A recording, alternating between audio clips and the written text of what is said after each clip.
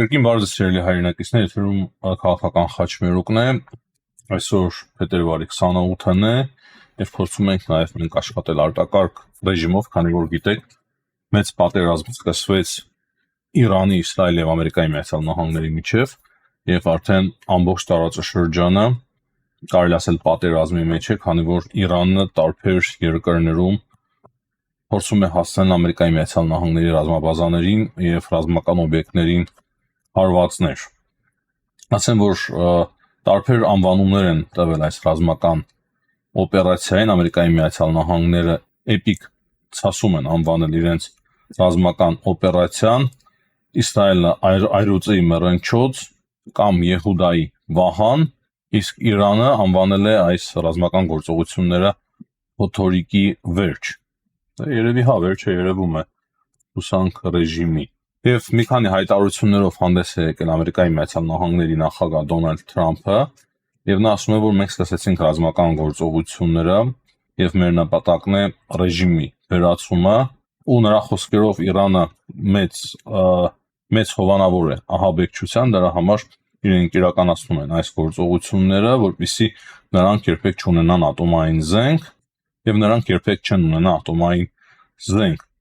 Դրանից բացի նա ասում է, որ իրենք ծրագրում են ոչնչացնել Իրանի ռազմածովային ուժերը, ինչպես նաեւ հրթիռային բոլոր համակարգերը։ Դրանից բացի թե Թրամփը եւ թե իսրայելական պաշտոնյաները հստակ ասում են, որ այս հարվածների հետևանքով Իրանի ժողովուրդը հնարավորություն կունենա իշխանությունը վերցնել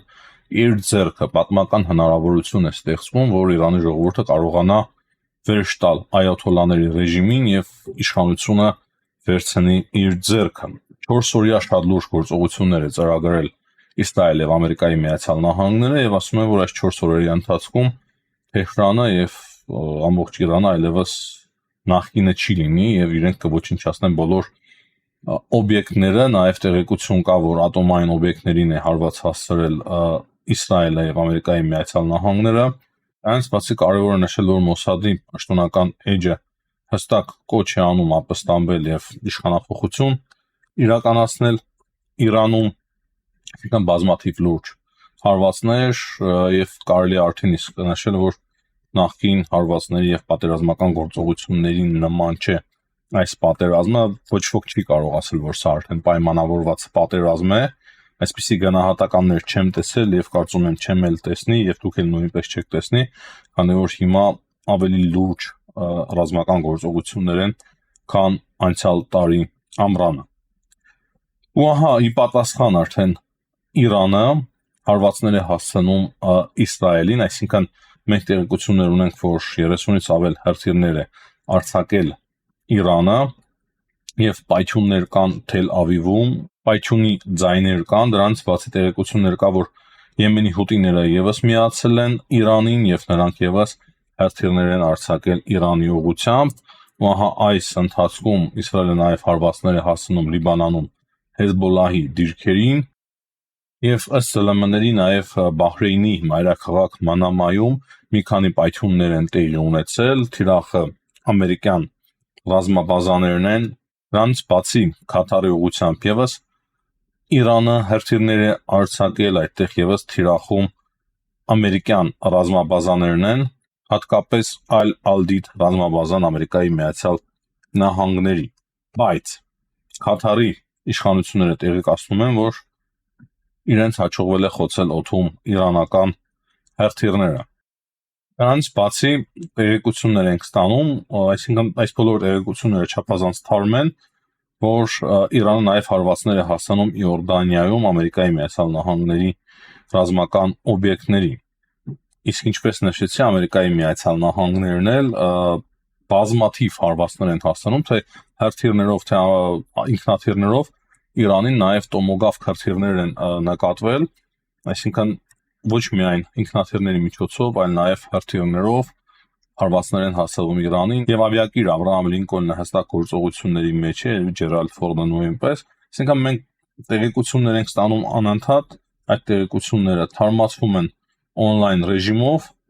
եւ պատկերը այս պահի դրությամբ այսպիսին է։ Դրանից բացի կարևոր է նշել, որ ըստ իրանական աղբյուրների Մասուդ Փեզեշկյանը չի վնասվել,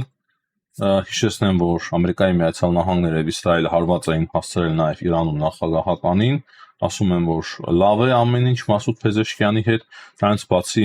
7 առնվազն 7-ը հարված է հասցվել Իրանի հոգևոր առաջնորդի նստավայրին, այդտեղ էլ խոսք կա, որ Իրանի հոգևոր առաջնորդը վաղուց Թեհրանում չի գտնվում եւ Իրանի արտգործնախարարությունն էլ արդեն հանդես է եկել հայտարարությամբ եւ ասում է, որ մենք պատրաստ ենք պաշտպանել մեր երկիրը եւ մենք ասում են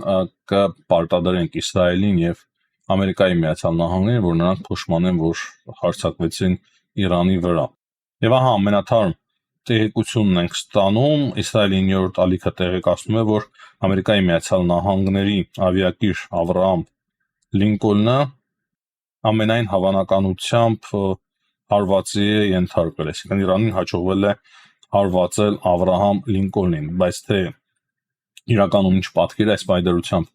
դժվար է ասել, հիշեցնեմ, որ Չինաստանը տրամադրել էր հատուկ հրթիռներ, որոնց միջոցով Իրանը կարողանար եւ պետք է կարողանար խոցել Ամերիկայի Միացյալ Նահանգների ավիակիրը, եթե նույնիսկ կարողացել են հարվածել, դա փաստ չէ, որ շարքից հանելու է Ավրահամ Լինկոլնը, այսինքն տեղեկություններ այս պայդրությամբ չկան, մանրամասներ չկան, միայն այդ տեղեկությունը Իսրայելի 9-րդ ալիքից, որ Ամերիկայի Միացյալ Նահանգների ավիակիր Ավրահամ Լինկոլնը ենթարկվել է հարձակման Իրանի կողմից։ Եվ ահա հենց նոր տեղեկացանք, որ արդեն երկրորդ ալիքն է իրանական հրթիռների բաց թողնվել դեպի Իսրայել, այսինքն Իրանը բաց է թողել երկրորդ ալիքը իր հրթիռների դեպի Իսրայել, չնայած Իսրայելից մանրամասն տեղեկություններ չկա, թե ինչ իրավիճակ է, արդյոք հրթիռները հասնում են թե չէ, ճիշտ է կան տեղեկություններ, որ պայթյունի ձայներ են գալիս, բայց դա էլ փաստ չէ, որ այդ հրթիռները կարողացել են խոցել ինչ-որ շինություններ, կար միայն մեկ տեսանյութ, որ ընկել է ինչ-որ անբնակելի լեռնային հատվածում հրթիռներից մեկը եւ մեծ հաշվով ուրիշ ոչ մի տեղեկություն չկա։ Եվ նաեւ այսինքն ես on-line եմ ընթերցում ինչ տեղեկություններ կա, Թրամփը հայտարարել է, որ ինքը կհասնի նրան, որ Իրանի ժողովուրդը ազատ ապրի, այսինքն ինքը կհասնի դրան։ Դրանից բացի ստանում ենք տեղեկություններ այն մասին, որ այնուամենայնիվ Հայֆայում կան պայթյուններ, այսինքն հրթիռը հասել է եւ հարված է հասցրել եւ դրա արդյունքում կան վնասվածքներ, կան կադրեր, թե ինչպես Աբու Դաբիի օդում որսացել են իրանական հրթիռները, նաեւ կա տեղեկություն, որ Իսրայելում, Հևրոնում Իրանին հաջողվել է հարված հասցնել ռազմական ուժերի, Իսրայելի ռազմական ուժերին։ Դրանից բացի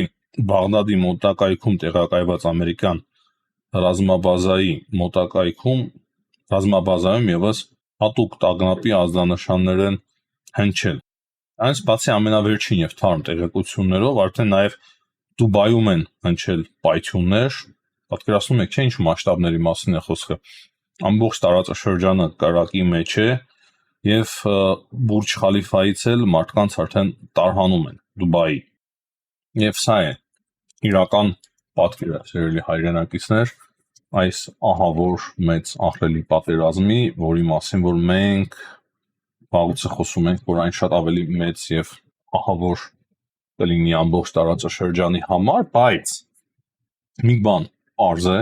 եւ ակնհայտ է, որ Ամերիկայի Միացյալ Նահանգները եւ Իսրայելը ուղղակի չեն կարող հասնել այս պատերազմում հաղթանակի, թե տեխնոլոգիապես իրենց առավելությունը կարծում եմ պարզ է բոլորի համար, թե Չինաստանի եւ թե Ռուսաստանի նկատմամբ, ճիշտ է թե նույնիսկ հիմա կարողացել են հարված հասցնել Ավրահամ Լինկոլնին կամ փորձել են հարված հասցնել եւ Ավրահամ Լինկոլնի հակաօդային պաշտպանությունը կարողացել է չեզոքացնել այդ բոլոր հրթիռները, այնուամենայնիվ մենք տեսնում ենք, թե ինչ մասշտաբների պատերազմ է սա։ Իրանը արդեն ցախ ու աջ հարվածում է բոլոր երկրներին առանց բացառության, որտեղ որ կան Ամերիկայի Միացյալ Նահանգների ռազմական բազաներ կամ որևիցե ռազմական ներկայություն կամ որևիցե երկիր խորեն ինչ-որ կապվածություն ունի Ամերիկայի Միացյալ Նահանգների հետ։ Ահա այսպիսի զարգացումների պարագայում ես չեմ բացառում, որ նույնիսկ Ադրբեջանին հարված հասցնի Իրանը, եթե նկատի որևիցե շարժ իսրայելական շարժ Ադրբեջանում, եւ սա համոզված եղեք, որ միանշանակ է եւ Իրանը կհարվածի, եթե նման վտանգ տեսնի նաեւ Ադրբեջանից։ Մենք էլ մեր հերթին անկասկած պետք է զգուշ լինենք Սյունիքի մասով, քանի որ ռուսները անթակույց ասում են եւ հիմա էլ նոր փորձագետներ են ի հայտ եկել ռուսական, ասում են, որ Սյունիքը թեկուց եւ անցնի Իրանին, բայց չպետք է անցնի Ամերիկայի Միացյալ Նահանգների ձեռքը եւ թրիփը չպետք է իրականացվի։ Այսինքն ռուսները համաձայն են, որ նույնիսկ Իրանի ձեռքը անցնի Սյունիքը, բայց ոչ Ամերիկայի Միացյալ Նահանգների միջոցով թրիփ ծրագիրը գործարկվի։ Դրանից բացի փախստականների վտանգ կա հիմա Իրանից շատ մեծ վտանգ, դրանից բացի Իրանում այլ վտանգներ ենք տեսնում, որի մասին որ մենք բազմիցս խոսել ենք, անջատողականության, թուրք անջատողականության վտանգը, Թուրքիայի եւ Ադրբեջանի դերակատարությունը այդ առումով, ինչու՞ չէ Ամերիկայի Միացյալ Նահանգներին եւ Իսրայելին կարող է ձեռք տա դա այս պահին։ Այսինքն ամեն շատ խճճված է, շատ խճճված բարդ եւ վտանգավոր իրավիճակ է, բայց նույն ժամանակ այդ բարդ խճճված եւ վտանգավոր իրավիճակը ստեղծում է նաեւ մեծ հնարավորություններ Հայաստանի Հանրապետության համար, ահռելի վտանգներ եւ նույն ժամանակ մեծ հնարավորություններ, եւ ամենամեծ հնարավորությունը Հայաստանի համար կբացվի այն ժամանակ, երբ որ Իրանում ռեժիմի փոփոխություն տեղի ունենա։ Ինչքան էլ բարեկամական թվա այսօրվա Իրանը Հայաստանի համար եւ Հայաստանի իշխանությունները ված չէ, որ փորձում են բարեկամական հարաբերություններ ունենալ այդ ռեժիմի հետ, բայց այդ ռեժիմը վտանգավոր է, մենք բոլորս էլ դա հասկանում ենք։ Լավ է, որ մեր մահապարտ պաշտպանության նախարարը գոնե հասցրեց հետ վերադարձավ Հայաստանից, ասում է, որ ահա այս պայմաններում գտնվելը Իրանում, այն էլ պաշտպանության նախարարությունում ահռելի մեծ ռիսկերի հետ է կապված, ընդամենը 2 օր անց պատերազմը սկսվեց։ Այս պայմանությամբ այսքանը, սիրելի հայրենակիցներ, հաջողություն եմ մաղթում բոլորին, ցտեսություն, կհանդիպենք։